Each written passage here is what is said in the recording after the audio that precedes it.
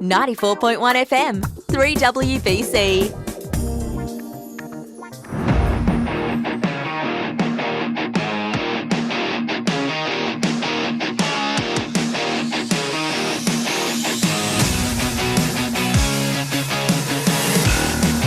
Hello and welcome to Balls and All on 94.1 FM 3WBC. My name is Fletch Fraser and I am in the studio tonight by Stuart Grattan and Gemma Hooper. Things are a little bit heated in the studio. Oh, we got a lot to talk about tonight, Fletch. We have a lot to talk about tonight. Indeed, and what a huge weekend in sport it has been. Gemma and Stuart with me. This program is brought to you by our station sponsors, 4 and 20, Budget Car and Truck Rental, and Piranha Snacks. How did we find our weekends, guys?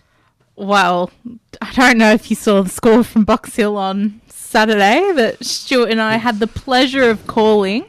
Box Hill ruined my day for about 3 hours. They just can't play up in Queensland. To lose by 53 points to Southport, I think is really frustrating for Box Hill because they've had in late more close wins than not close wins. And it just shows the strength of the Southport side.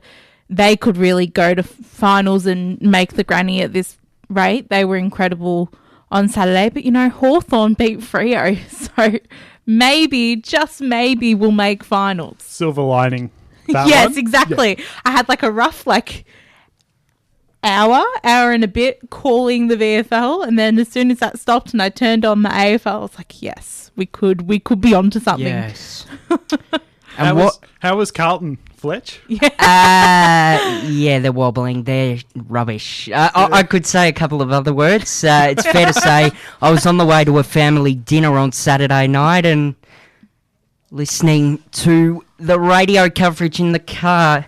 Oh, dear. It was probably a bit amusing for my family. Let me just put it that way. I was not happy. Well, I'll tell you what, Fletch, I was happy. We'll get into the round 18 results. I'll kick it off because the Mighty Cats got the job done. 20-point winners over Collingwood on Friday night at the MCG, 71-91. That was a good performance. That's a great game. It was a good game of footy, actually. It was quite competitive throughout, up and down, and Cats just a little too good in the end. And what was interesting by the end, you could tell Collingwood, they realised, I reckon, that they weren't going to win with a few minutes to go because they were not pressing up at all. Geelong were just chipping it back and sideways for 2 minutes, and it was very bizarre. I was very surprised by that. They would have thought that it was still within striking distance, but they didn't. There wasn't any urgency for Collingwood. It felt like. No, and typically in those final minutes as well, they always try to bring the ball to ground, have as many ball ups as possible. And especially when they were pretty evenly matched with Geelong for, I'm going to say 2 full quarters. At half time, you were on par. So even heading into the fourth quarter, it was within a goal early on. So it was surprising to see that. I won't lie, but I'm happy. I'm very happy with the way the Cats have played in the last 3 weeks. I know Lawson Humphries, I've been a big fan of his. He got the Rising Star this week, Rising Star nomination. He was fantastic. I think he had 96% disposal efficiency. Wow. He was fantastic. Third game of footy. That's incredible. He was fantastic. And another player from a Collingwood side of things, the people often forget is probably Darcy Cameron. And he had 58 hit-outs, 18 disposals, 6 marks, 5 tackles, and a goal, which is a really good performance for him. Obviously, the Collingwood side of things, it's always Nick Dacos, and you could even hear it in the Channel 7 call on Friday night after he copped that corky to the hamstring. They wouldn't shut up about it for almost 10 minutes. He won't win the Brownlow. I don't think anyway. I think it will be Butters. That's my guess. It's going to be so tight because there are so many players. Lockie Neal's another smoky. Marcus Bonampelli, Patrick Cripps playing good footy. And, it is so exciting. A close season, a close Brownlow. Let's hope it's another close grand final and not a big pumping like it was back in 2022. Well, if 2022, if it's Geelong that wins, I don't really mind how much they win it by. In fact, I prefer if they won it by a lot more, to be honest with you, just so it just eliminates the suspense, I suppose. I don't have to stress about it. But some of the other results, Sydney got back on track. 79-point winners over North Melbourne. Not too unsurprising. I think all things considered. North had shown improvement in recent weeks, and once again Sydney got off to a slow start. We know that's been one of the big talking points, is their first quarters have been quite poor as of late. They got out of the block slow once again, but getting the job done there by 79 points, even without Isaac Heaney, who was probably the favourite, I think it would be fair to say, in the Brownlow. So with his suspension, it really, as you mentioned, Fletch, it's really opened things up. Hawthorn, good win over Freo. I'm not surprised that this one played out the way that it did. Obviously, the Dockers are a very good team, but they've gone down to Tassie a few times. They don't have a lot of success down there, and of course, Hawthorn much more used to it, I suppose. And once again, they got the job done. They threw the magnets around a bit too. They did, which I love to see. Of course, Sicily coming back off the shoulder injury, it was heavily strapped. You never really know how your shoulder's going to go in a game until you're actually playing. And he was the one that went up to Sam Mitchell and said, look, I want to go up forward. And he's someone that Hawthorn can move really easily and get results. And he kicked 3. And I thought that was fantastic. I think Nick Watson is really starting to come into his stride now, kicked the winning goal from the boundary, and see that confidence building. We have spoken about how he is a confidence player, so really great to see that happening. And he was the number 5 draft pick for a reason. Lloyd Meek, I think he might be my favourite Hawthorn player at the moment. He is incredible. I don't have a number on the back of my jumper. So I think, depending on how this season goes, I think it's going to be the Peter Crimmins medal winner, or it's going to be Lloyd Meek. It's one of those two choices. Yeah. And Dockers, shame for them. He's an ex-Docker as well. Exactly. Lloyd Meek, he came over from Freo, so a bit of a revenge game perhaps for him. And then you look through Fletch, what happened? Carlton losing by 14 points to the Dogs. Yeah, my favourite player at the moment, Charlie Curnow. Goodness gracious me. Stop being selfish, Charlie. I am sorry, but there were a number of opportunities where he had the ball, took the mark, outside 50. He goes for his little wheel and go kick. He could have kicked it over the top to Cripps at one stage. He didn't. He's been really, really selfish. And to be honest, it's just not good enough from him. 3 goals, 7.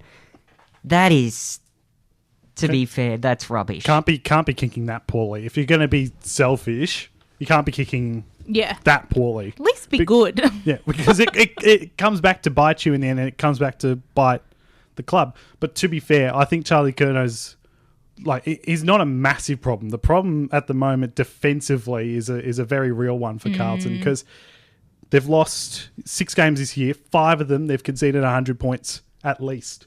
So the only exception to that was the Collingwood game, where they conceded 85. So that's a very real problem for the Blues at the moment, I reckon. Defensively, around stoppages, I saw a bit of first crack Fox footy. And there was some great footage of some of the midfielders, for example, that just, you let someone like a Waitman go and just letting him in too much space. Ugal Hagen, he had a great game. He kicked 4 goals. He looked really good. 20 disposals. Career high disposal count for him. Bontempelli, of course. They didn't even have Treloar. So, and Adam Treloar's been one of their better players this year. So, Yeah.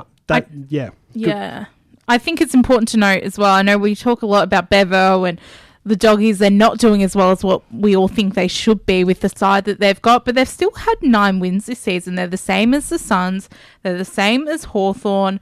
They've got a higher percentage than Port, than Melbourne, than the Giants, than Fremantle, than Geelong. It's the way that they have won games has been really good. They just haven't won quite enough to break that 8. Yeah, there are a lot of clubs that have been very inconsistent. And that's why.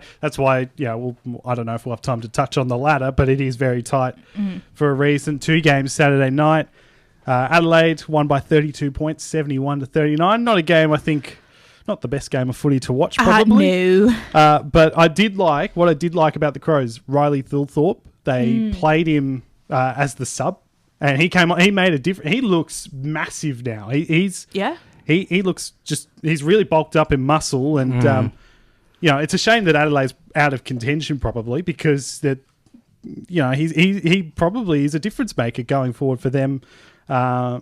Melbourne beating Essendon. This one did actually surprise me, I must admit, because maybe I was a little too high on Essendon, perhaps. But Melbourne getting the job done by 17 points and really staying within that top 8. Essendon now 6th. They could have been 2nd at the end of this round. Yeah. And what doesn't help their case is that they have really poor percentage. Theirs is under 100 at the moment. So they're the only club in the top 8. I think within the top 13, I think Essendon and Hawthorn are the only 2 under 100 that are within that range. So those are the ones competing for finals. That's why I've just figured I'd bring it up. But there are sort of some teams that you can start to sort of say, look, you're probably not good enough to play finals. The Bombers, they're done. I'm going to actually say they're going to miss finals. I'm going to go to the point as well, Carlton are cooked. Collingwood, any chance trying to break back into the 8? No, Collingwood are done. Hawthorn, their percentage is going to be the undoing. I know they've got Richmond and North in the last 2 rounds, but their percentage is a problem. I don't think we will because of percentage. And I said that the other day. It's just we've had a really great run and we've done so much better than what I think everyone expected us to do. Next year's our year. 2025 is our year. We're winning the flag. I'm telling you now. Don't get too far ahead of yourself. The game's on Sunday. Gold Coast 96 defeating Port Adelaide 82. So the Suns undefeated at home still. First win for Gold Coast against Port Adelaide since their very first AFL win ever back in 2011. Wow. So it's been a long time since they've beaten Port Adelaide. And then injury concerns for the Power. A couple of players went down. Todd Marshall, one of them. So they're in a bit of strife at the moment. Richmond 84, GWS 108. Not a bad game. Not a bad game. In terms of, not surprising that GWS got the win there, but good to see Richmond were relatively competitive throughout. And then the Adam Simpson farewell West Coast were pretty good. They lost by 13 points to probably one of the best teams in the comp at the moment in Brisbane, 106-93. And Brisbane now top 4. So a month ago they were 13th. That's crazy. So they have absolutely turned it around, and obviously a lot of it helps with the maddening inconsistencies of clubs around them, of clubs like Essendon, Port Adelaide, and Fremantle. But they are now, if they get second on the ladder, they get 2 home finals at the Gabba. They're going to be you could see them going back to the grand final again. That absolutely could. Do you reckon they're the real Smoky? I said in our predictions before the footy season started that I thought Brisbane were going to win the flag. And during the season, I've been like, I don't know. It's probably going to be a Sydney-Carlton final, but could be Sydney-Brisbane. You never know. It's still a long way to go, of course. And, 2.5 games separating 2nd through 13th. So it's a very, very tight competition. And really there's only 5 clubs out of it, to be honest with you. Yeah. So still a lot to play out. Of course, there are some clubs that are going better than others at the moment. I think, as you said, I think Collingwood's one that's in a lot of trouble, to tell you the truth. I think they're in a fair amount of strife. They're cooked. I don't want to go too far ahead, but they're in a bit of strife. For example, Essendon, I know, is another one that might be in a bit of trouble. Port, they're done. They're in a lot of strife at the moment. I know they had a good win against the Dogs last week, but they're not looking great. I don't know if we've got enough time to go through some of the suspensions, but we had we did have some thoughts on some of the suspensions handed down today. So Alex Davies for Gold Coast, he got suspended 3 weeks for a hit, just going for the ball. He's got him in the head. Got 3 weeks Ridiculous. for that, and then probably the one that got me the most annoyed was Toby Bedford getting 3 weeks for a tackle on Tim Taranto. Yes. I didn't particularly like that. I don't like the fact that it's a suspension, let alone 3 weeks. Like, if it's 1 week, okay, fine. I don't love that, but I can see that. It's a standard tackle. He's. I don't like that. It's not a slinging motion. It's a slide tackle. It's not a driving motion. So His Charlie head's Cameron just ricocheted. Yeah. Charlie Cameron got 3 weeks as well for a tackle that he made on Liam Duggan, and that was kind of a driving tackle. So I know there's been a lot of uproar about that one in particular. Some of the Brisbane AFLW players apparently have cracked it, and Mitch Robinson apparently cracked it. Yeah, read the comments on Airfletch. No, Are they appropriate not for the air? Mitch Robinson one. Jade Allinger though said something. AFLW player from Brisbane said it was clear that Allinger wasn't happy with that either. Some of the comments that we probably can read. Jade Allinger said, "Sorry, what?" Some other people, Michael Hibbert, former Melbourne player, said, "This is getting out of hand now." Someone else has said, "What is wrong with this tackle? I'm confused." Someone else has said, "What did you want him to do?" There are some real... If you are on Instagram and you follow the AFL, go and read these comments. I might go make myself some popcorn in the break as well. I fully expect X and or Twitter, whatever you prefer, and Facebook would also be quite entertaining. I think there'd be a lot of uproar with that. And then Malcolm Roses, another Gold Coast Sun player, got rubbed out for a week for a little elbow to the head of a port opponent. Just a slight one. It did look like a flop, I won't lie, but I can see why they've done that. And we are going to get to a break, and after the break, we are going to talk all things Wimbledon, Euros final, plus much more. More coming up right after this. 94.1 FM, 3WBC.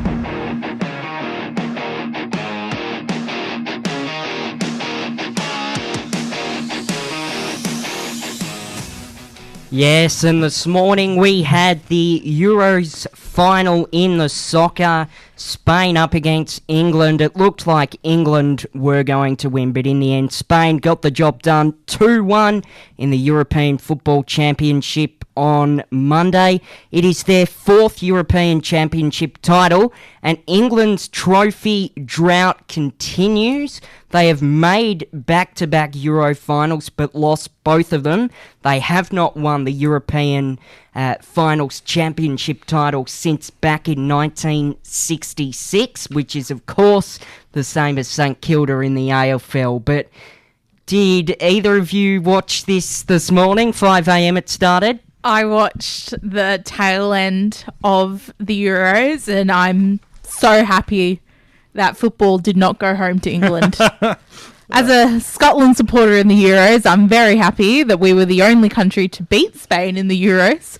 But I think Spain were deserving. They've got such a talented side, and Oyarzabal was incredible with that last goal. I think he did really, really, really well. And England, I think, depending on who you ask, it was that they were the favourites or not. I think if you ask an English person, 100%.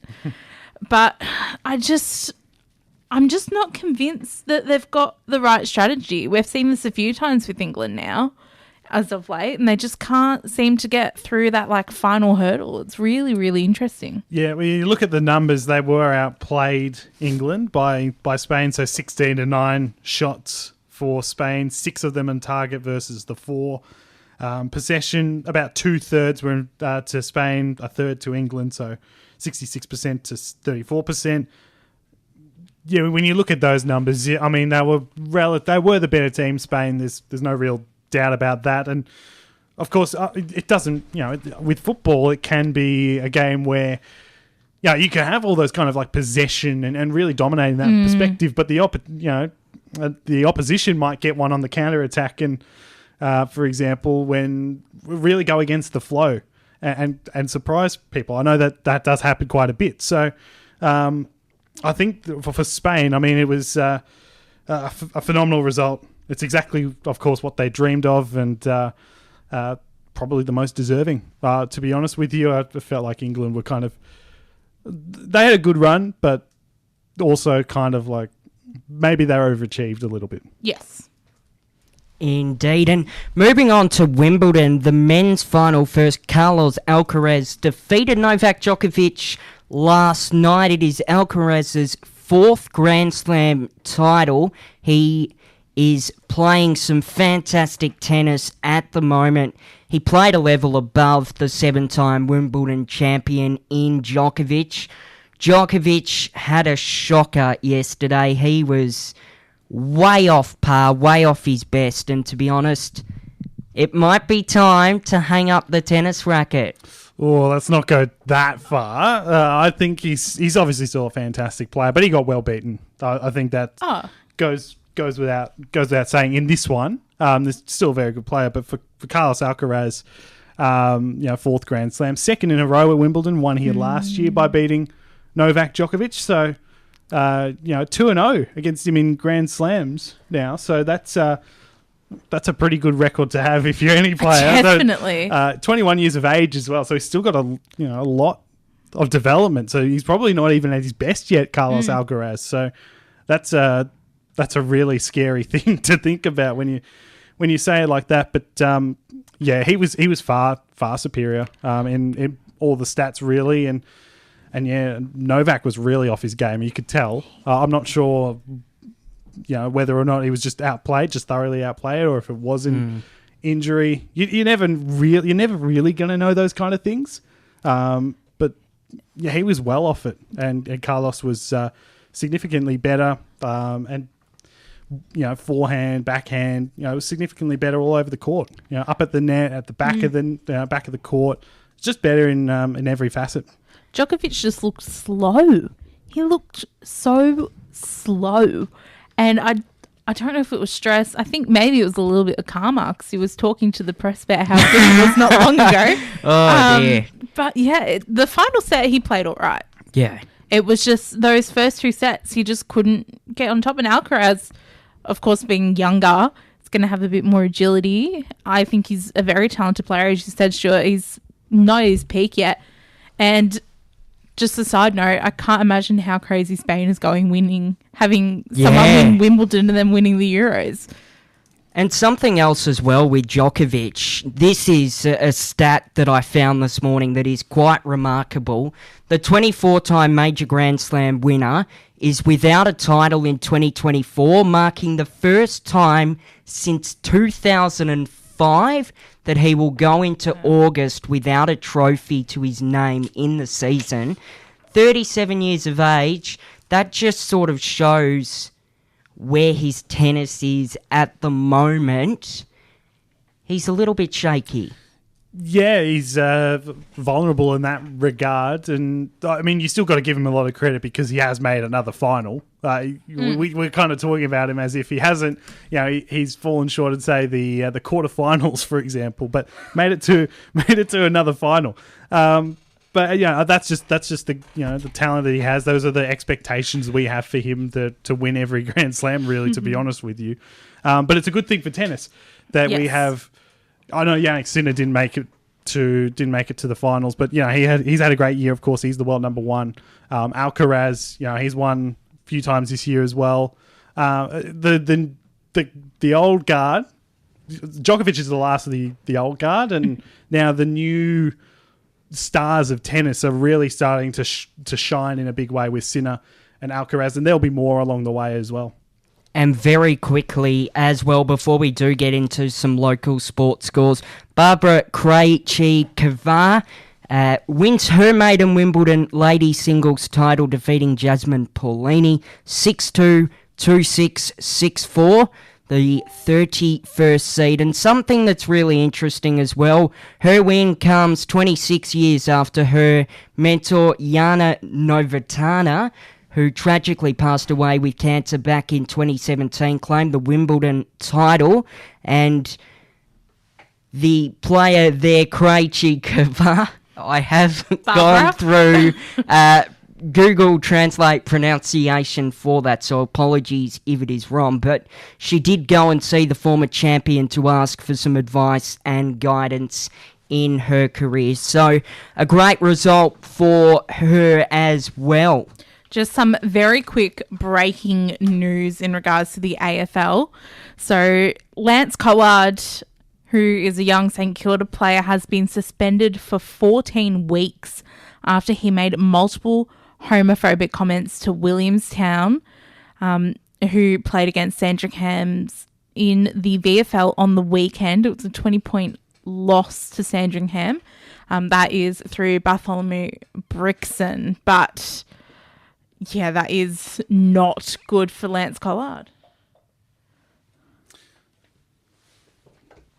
The boys are pointing at each other. I think they're both a bit of shock. So I'm just trying to work through this. I'm sorry. I'm just working through it at the moment. Allegedly, he made multiple comments to multiple players. He has. I did hear about this. We're just trying to figure out whether or not this 14 weeks is real or not, because that is a lot if it is true.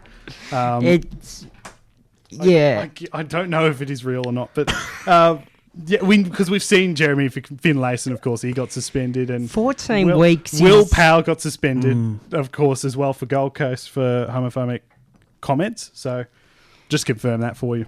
And even if he has made the comments, enough is enough. Seriously, this sort of behaviour is not good enough in sport, and some players really need to just grow up and stop being childish, I guess. But moving on to the NBL 1 South results, the Nunawading Spectres and Knox Raiders men's and women's teams. Round 14 over the last week or so was the final round of the home and away season. In the men's, the Nunawading Spectres played the Dandenong Rangers. They got the job done 83-78. The Nunawading Spectres men's team played NW Tasmania, winning the game 75-71. The Knox Raiders played Keilor Thunder, winning 104-68, the Raiders. And in the women's side of things, the Spectres were defeated by the Dandenong Rangers 54-75. The Spectres played the Launceston Tornado 76-77, a really tight game there. And the final game, the Knox Raiders and Keilor Thunder in the women's 73-64. The latter as well for the men's side of things looks good for the Knox Raiders. They finished 7th with 13 wins and 9 losses. And the Spectres 9th with 12-10. Yeah, they're just... Knox Raiders are going so well. Their win over Keilor Park in the men's, I think, is a great win. So I think it's real props to them. And the women's as well, just getting over Thunder by 9 points too is great. Fletcher's lost it. Just quickly, that news about Lance Collard is fake. We have confirmed that. So it is fake. The investigation is ongoing. That is real. But the suspension amount is definitely not real. So if the AFL put down 14 weeks, I'm not going to be shocked. No. But at this stage, fake. Fake news, guys. But yeah, no, back to Nunawading and Knox. I think Knox are doing really, really well consistently in both their men's and women's at the moment. Nunawading to get over the Dandenong Rangers just by a few points is great. Same with NW Tasmania, because they're going to be playing them a bit less than some of the other clubs they'll be playing more frequently. So great to see both sides doing really well at the moment. It is great to see indeed. And the Knox Raiders in the women's side of things, first on the ladder, 20 wins and 2 losses. Incredible. That is remarkable. Very similar to Chris Lanku, who is the Surrey Park Football Club senior women's coach. He's coaching their women's side, who are on top of the ladder in the EFNL Division 2. They have had 11 wins and 0 losses. Their percentage is over 800%. Yes, wow. 800%. We will be talking to Chris in around about 10 minutes' time. So it is probably the perfect time to get into some of the Premier Division senior mem results from round 13. Baldwin 9-8-62 defeated by Rowville 12-13-85. What did you make of that, Stu? Well, 3 consecutive losses for Baldwin. They started 10-0 and now they're in a lot of trouble. Losing three straight to 3 sides that they're going to end up playing in finals or may end up playing in finals in. Obviously, Rowville were the reigning premiers. Vermont made the grand final last year, and East Ringwood, we'll talk about them in a minute, but they're on top of the ladder at the moment. So a bit of a form slump goes without saying, and they need to do whatever they can to turn it around because it's not looking great at the moment. It definitely isn't. What match are we up to? Apologies, I've got a real bad hot. I started sweating, so I've had to. This is all going off tonight, isn't it? So move on to the next one. Berwick versus Doncaster East. On the first game played. Oh no! Berwick versus Doncaster East. Let's get this back on track. Berwick 8-4-52 defeated by Doncaster East 13-9-87. So once again, Berwick. I feel bad for Berwick. Yeah, Berwick, and we'll talk about Nord when we get to them, but they're competing right now just to stay alive in the Premier Division of the Eastern Football League. Once again, Doncaster East stretches away from them, probably not going to play finals, but they're also not going to be relegated. Blackburn 10-7-67 to East Ringwood, defeated by East Ringwood 11-10-76. This was a close game. I got to watch this one, or not this one, but I watched these two sides play earlier in the year, and it was really, really entertaining. And once again, a 9-point margin this time. East Ringwood on top of the ladder now, 11-2. To me, they look like the team to beat. I think even watching, Baldwin have been pretty good when they've played. When I've seen them play at their best, but East Ringwood, I think their best is better than Baldwin's, and clearly the result last week would show that, but. Also, I think that they're in really good nick at the moment. And Blackburn are they're 6th on the ladder, so they're in danger of missing out on finals. But their best is very good too. So top 6 are all really right amongst it. Vermont 15-14, 104 bounce back. They defeated Noble Park 7-4-46. Nice response there by the Eagles, getting back into. Establishing that gap back to 6, so they're now a game plus in hand, or just a game in hand actually. They don't have superior percentage, but getting the job done there. And then South Croydon also needed this win. They defeated Norwood 15-13, 103 to Norwood 6-6-42. Norwood still on the bottom of the ladder, unfortunately. Thomas Sheridan kicked 5 goals for South Croydon, which is incredible. Same with Trent Marotta kicking 4 for South Croydon, and then Joseph Fisher kicking 4 out of the 6 goals for Norwood as well. So some really high goal scorers in that game too. No Braden Kilpatrick for South Croydon either. No. I don't know I must admit, I'm actually not sure if he still plays for South Croydon. I assume he does. But he was a big contributor for South Croydon previously. So I assume he's still there. I hope. Unless if he's gone to Sydney with his brothers. They both play in Sydney. Oh, really? There you go. We'll have to ask Peter Lausch at some stage during the week, and we'll give an update on that next week. And the women's side of things, Vermont up against Baronia. Vermont 9-9-63, defeating Baronia 6-1-37. A big win there for Vermont. Vermont are a really good side, and some of the results that they are having in the Premier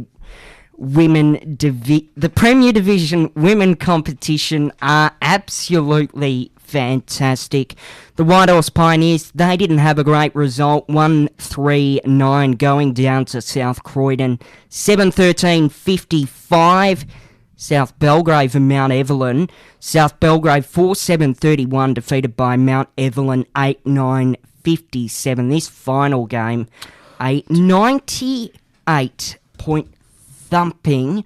The Eastern Devils 16-10-106 defeating the Basin 1-2-8. That is an absolute demolition. That is a nightmare there for the Basin, and they definitely need to respond after that result. One goal kicker with Danielle Brotto, so well done for her to get a score on the board. Shelley Beggs for the Eastern Devils with 7 goals. That is incredible, 7 goals. Yeah, and the Eastern Devils, I'm pretty sure off the top of my head, are on a monumental winning streak. I think they're the best women's side in the Eastern Football League by a country mile, Wow. I think, and they have been for years. So that is, their percentage is 505.68. Undefeated, 11-0, and that's the top, Premier Division of the Eastern Football League women's side. So, they're in really good nick. It's going to be hard to see them not winning the premiership, to tell you the truth. And Peter Lausch has sent through a message saying that Braden Kilpatrick does still play for South Croydon. So I'm glad that I got that one right. I assumed he was there, but you never know. Chop and change. You chop and change all the time. Just good to see Braden still there, but unfortunately didn't play on the weekend. So but with Eastern Devils, back to them.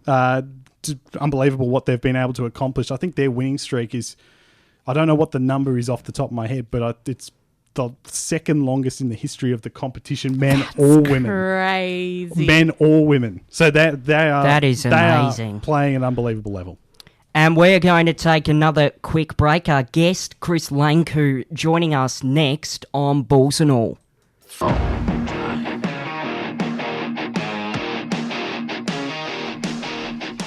Hello and welcome back to Balls and All on 94.1 FM 3WBC. Fletch Fraser, Stuart Gradden and Gemma Hooper with you. We are joined by Chris Lanku, who's the Surrey Park Football Club senior women's coach of the side in the Eastern Football Netball League 2nd Division. Hello Chris, welcome to Balls and All. How are you doing this evening? Good afternoon. Good evening, sorry. Yeah, very well. Very well. Just had dinner. And you've got the nickname Chops. How did this sort of come about? We haven't really got long enough on the program, but to cut it short, I've had it since kindergarten. Everyone gets my last name wrong, which is Langcow. And I think it was back in the young kids used to call me Lang Moo Moo. Then it was Lamb Chops, and then it got to shorten to Chops. Well, that is definitely interesting indeed. Yeah, quite fun. So Chops, for the women's side this year, they've had an incredible run so far in Div 2. First on the ladder with 11 wins and 0 losses. The percentage is incredible with 807.29%. How have you found the side this year that's just sort of had this like magical run so far? It's just a credit to the ladies, really. I took over from a group of ladies from DFRAN from last year, my first year as women's coach, and right from pre-season training, they've just everything that I've sort of like put in place or asked them to do, they've just done really well. And so, defensively and mid and offensively, they've just grabbed everything with both hands, and they've been really terrific and solid every week. It's amazing, really. Hi, Chris. Thanks for joining us tonight. What areas do you stand out to you in terms of actual when you're playing the game? Is it contested possession, or what stands out to you as to why you're such a good side? I think the women have taken on board the contested possession and the way we tackle. Our tackling's, not ferocious, but we don't give the opposition much of a chance to get the footy. We try and get numbers to the footy and get first to it, but our tackling and our contested possession have to be number one. And I guess you're playing really good footy at the moment. You're playing the second place Chirnside Park this upcoming weekend. The second last place, my apologies. How do you sort of approach a game like that? The old adage, we take one week at a time, but at this time of year, we all know it's cold and wet outside, and everyone's got injuries, and people go overseas these days. So there's a lot of change in the side. So we're running with just enough numbers. So we'll just go about our stuff week in, week out, and we'll make Chirnside treat them like any other side. And for playing against Montrose over the past weekend, you kept them to 1 goal. What do you put that down to? Just the constant pressure that your side has been able to produce? Yeah. Is it the defence and the way they're structured? To have a sort of win like that is incredible going into another game where you just never know what's going to happen. Yeah, exactly. I think our midfields really do two-way runs, so they're really good defensively as well. So they set up well, but our defence, because the ladies play 16 aside, it gives us a chance to cover, like try and have a sweeper at the back, and we've got a couple of ladies out the back that just really do that role. Mia Knednick and Alex Leather are really good defensively and really control the back line, and some of our mids and our wingers all help out down back. So it's a team effort, but yeah, we're pretty well structured in that part. And who are some players from the side that you coach that our listeners should keep an eye on and watch their progress for the rest of the season and moving forward? Yeah, I think I've got a lovely balance of players across the field, but Mia Knednick down back, and like I just mentioned, Alex Leather are quite capable. In the middle, I've got Hannah and Paris and Tilly, who are compatible in the ruck. And then going forward, I think Gemma's our highest goal scorer this year, but we've got Gemma Wright and Bea, the sweeper, and we've Taylor Morton. They're all contributing. Charlotte Bradshaw and our forward's been really strong. So it's a really combined effort right across the whole board. But I've got a few injured to come back in, so we'll wait and see. But Tess Reynolds, my youth Tess Reynolds, and Amir, the last name eludes me, but they've come up from the juniors. They've just been outstanding.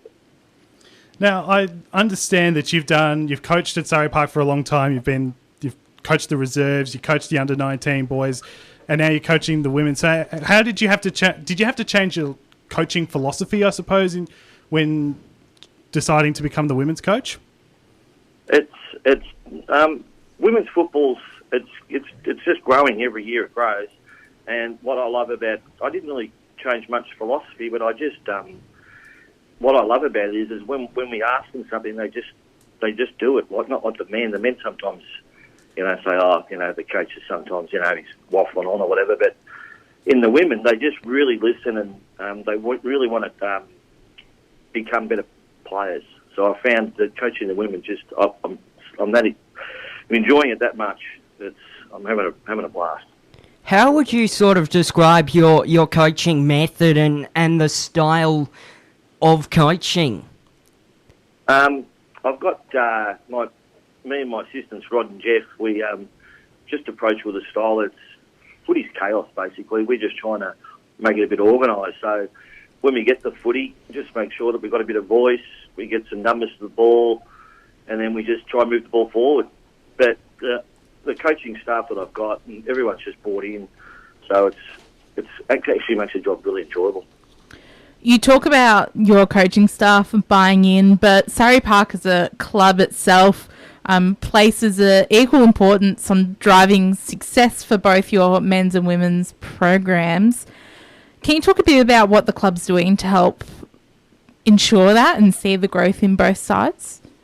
Yeah, I think the club as a whole, it's well run from the president. Dan Rowan's been terrific, and the committees all pitch in to help. So it's just showing that our junior football club has actually helped the football department. But outside of that, I think the culture of the football club is excellent. We drive standards. We try and make everyone feel welcome when they come to the club, supporters, players, all the members. So it's a great place to be at the moment. I think that's driving success on the field as well. I think all 4-5 sides, senior sides, are going pretty well at the minute. Now, I did want to ask you, because you were a player at local level as well, apparently you have nearly 500 games of experience as a senior player. So what are some of your favourite memories from your playing days? Oh, the grand finals, obviously, but just going to training on Tuesdays and Thursdays and just having fun with your mates, having a kick of the footy, doing something you love.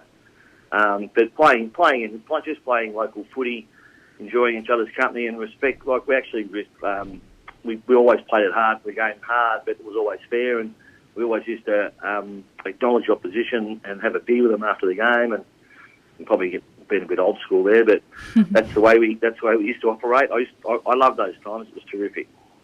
And what have been some of your highlights as a coach as well, Chris? I've coached seniors at Caulfield, and I've coached development, and I've coached juniors. But I think I've actually all aspects of coaching. But I really do like, at the moment, I'm just so happy to be coaching women's footy. I think this is really, really, really making it's placing my heart. It's making me feel really well. That is really great to hear indeed. And just finally, how do you think the AFLW competition has sort of helped with this progression of women's football? And we're seeing so many females and ladies playing women's footy. What do you sort of make of the transition and the growth of women's footy? I think it's terrific. I think the AFLW is a great initiative right from the start. I think women not deserve the right, but they've got their place now in football. From the junior level, so it's getting there from the juniors. We're noticing it from our juniors that are getting the early touches from Auskick and then through the junior system. They're actually ball handling skills are getting better, and they're kicking long distances, and the game's going to even get better year by year. Well, thank you so much for joining us tonight, Chops. It's been great to talk to you about your coaching and playing career, and good luck against Chirnside Park on the weekend. Thanks a lot, Gemma. Thanks a lot, Fletch.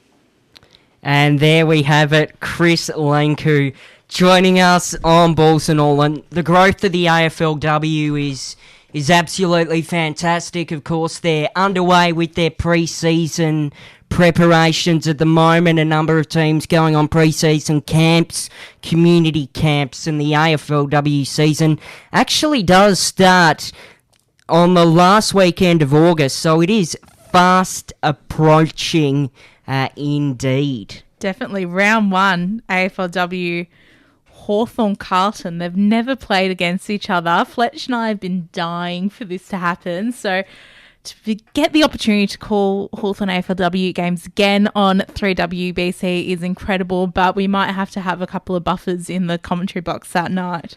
Yes, I think that's what you guys have to do just to get you sorted. They treat us well down there at Kinetic Stadium, so I think we can probably arrange that, surely. Sure. It'll be an exciting season indeed.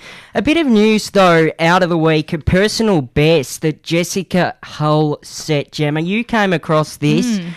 It's really, really interesting for her chances, especially in the upcoming Olympic Games in Paris. Yeah, Jessica Hull, she's an incredible Australian athlete. She set a new personal best in the 1,500 metre running with 3 minutes 50.83 seconds. This mark is the 5th fastest ever recorded by a woman in the 1,500 metres and the new Australian national record.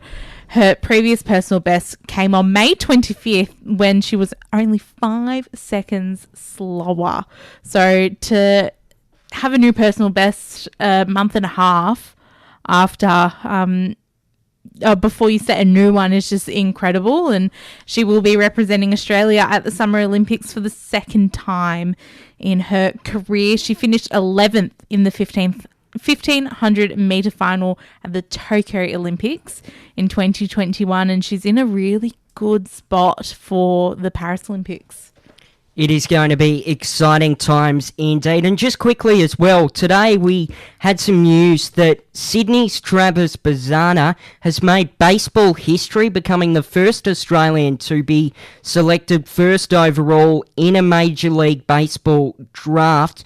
The Cleveland Guardians used their top selection to select the Australian baseball player. He's also the first player to ever be selected first in the draft as well. The previous highest Aussie selected was Josh Spence, who was drafted in the 3rd round of the 2009 Major League Baseball draft. So some really exciting news there for Travis. Yeah, absolutely. And first Australian as well to get in the first round. I think you probably touched on that a little bit. But fantastic for him. And he's done a great job. And he's with a good team. He's in a good team to end up with. Baseball's a weird Major League Baseball, they've really messed around with the way that the draft works, and obviously it's a bit unique because they're in the middle of the season as we speak, of a current season, and they're doing the draft.